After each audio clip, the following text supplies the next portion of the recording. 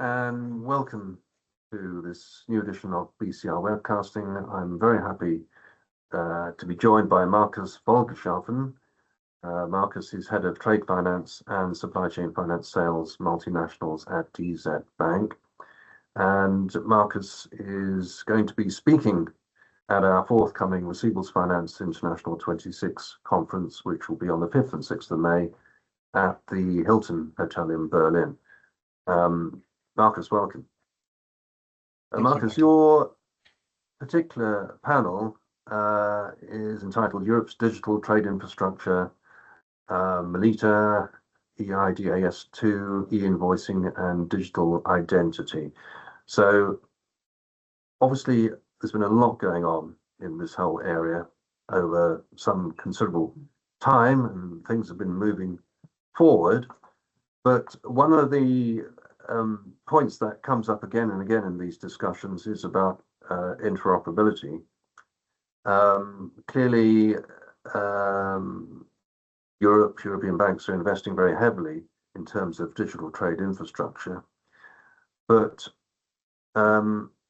is there a risk that these very sophisticated national systems are being built without realistically achieving true interoperability, or is that being managed?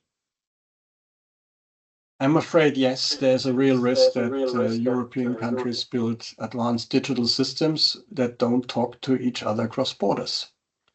This is often because each country has its own rules and preferred technologies. Take, for example, the MLETR. It is differently dealt with in UK in comparison to France or Singapore or in Germany, which hasn't introduced MLETR at all. So what is common in achieving what we want to achieve is the following, in my view. We need common standards, like everyone agreeing on the same language for data exchange. That is really fundamental, common standards. Harmonized laws, what I just said. If you have a way to integrate or introduce MLETR in UK in a different way than in the EU, or even in the EU in different countries, this is certainly not very useful and helpful. So we have to create legal rules for digital documents across the EU.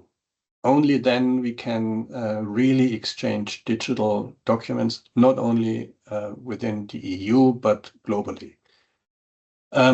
We need strong leadership.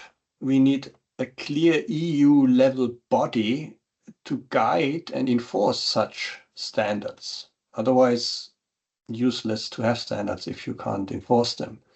And we need, by all means, open technology. Because systems have to be built and designed in a way that they can connect all stakeholders easily, and they must not include closed-off solutions. So essentially, we need a shared vision that benefits a smooth digital or supports a smooth digital markets.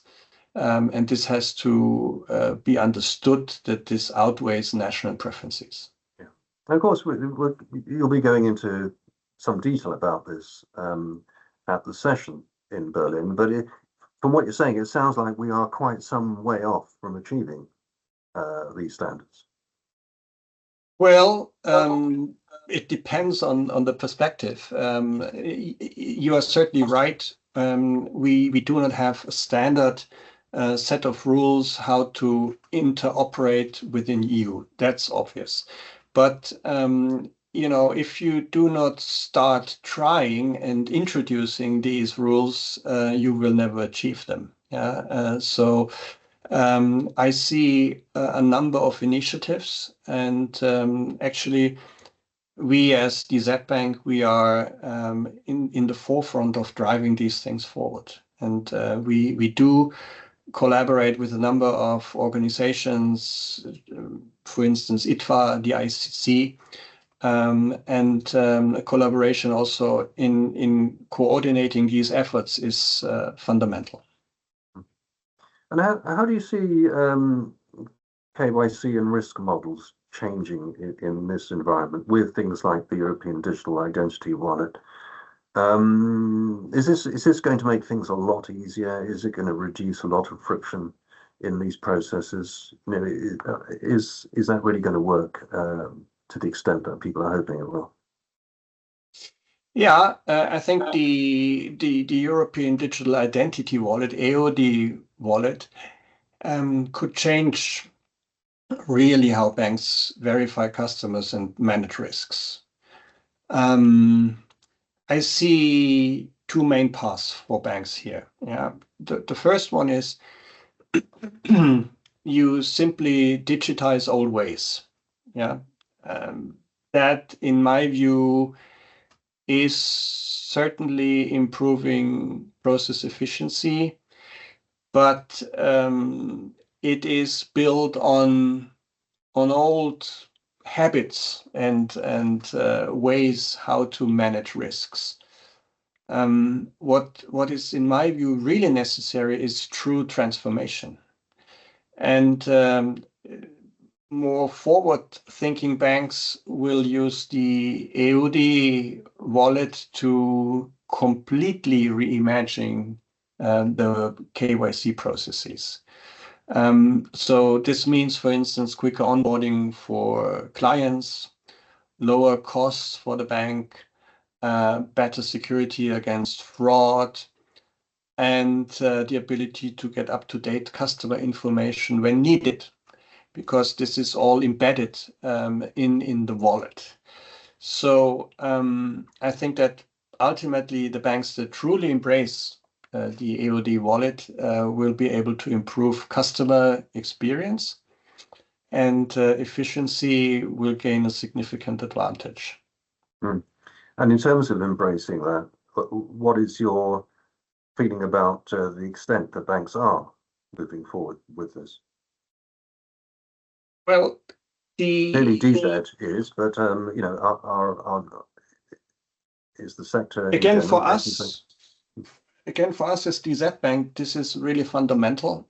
So it is definitely the right way. So you have on European level clear rules, and if you consequently apply these rules and you consequently build in this wallet structure in your overall processes, this is an enormous advantage, and will truly automate financing and will ultimately lead more and more to transaction-based financing, which is extremely important to reduce the net risks. You see, take the traditional working capital facility. If you grant a working capital facility for a company as a bank, you hope that the corporate uses this facility to purchase working capital. So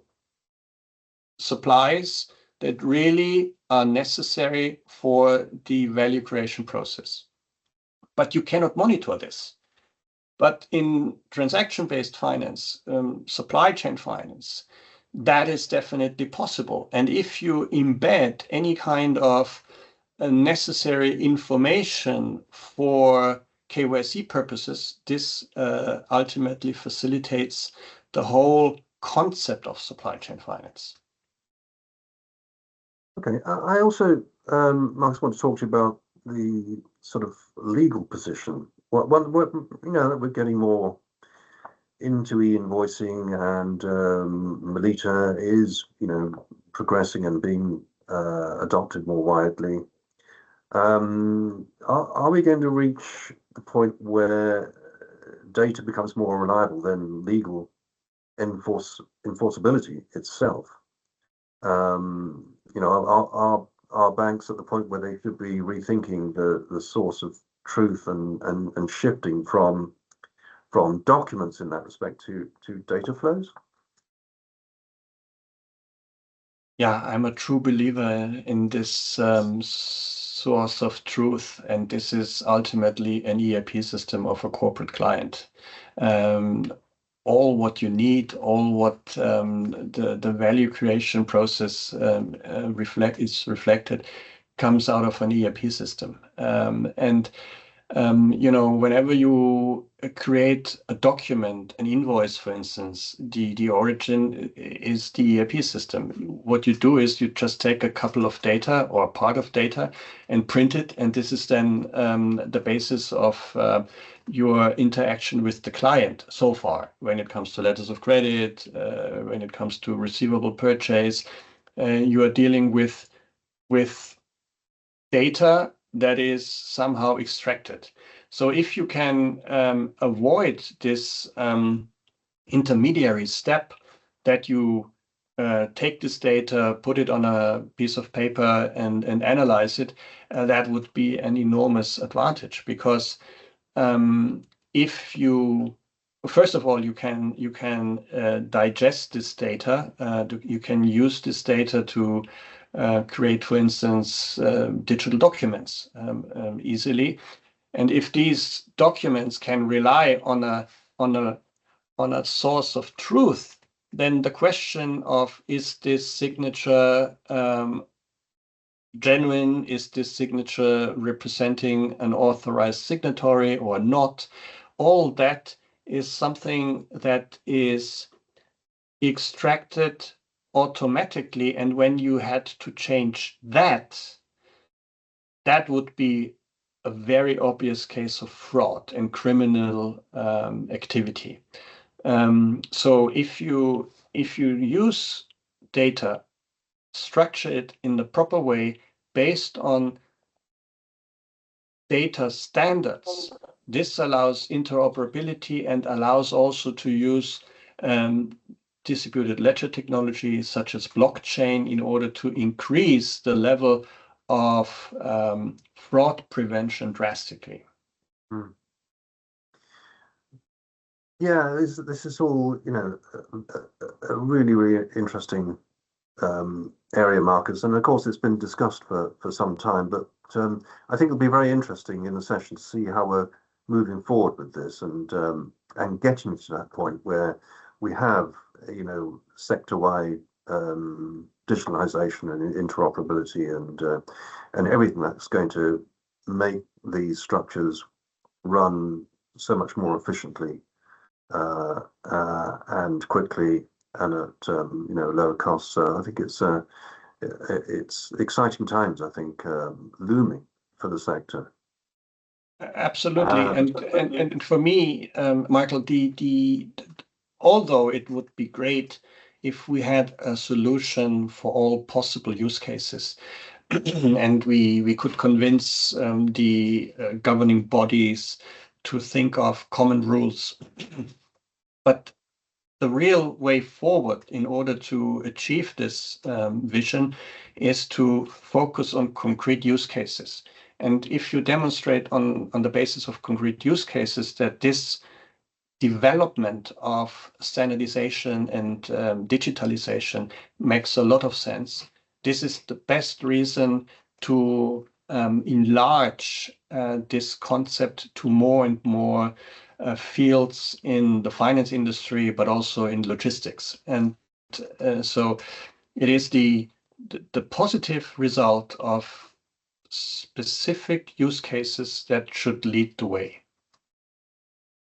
Markus, thank you very much for your time this morning, and we'll certainly look forward to hearing more from you and your fellow panelists at RFIX 26, and just remind everybody that's on the 5th and 6th of May at the Hilton Berlin. Markus, thank you. Thank you, Michael.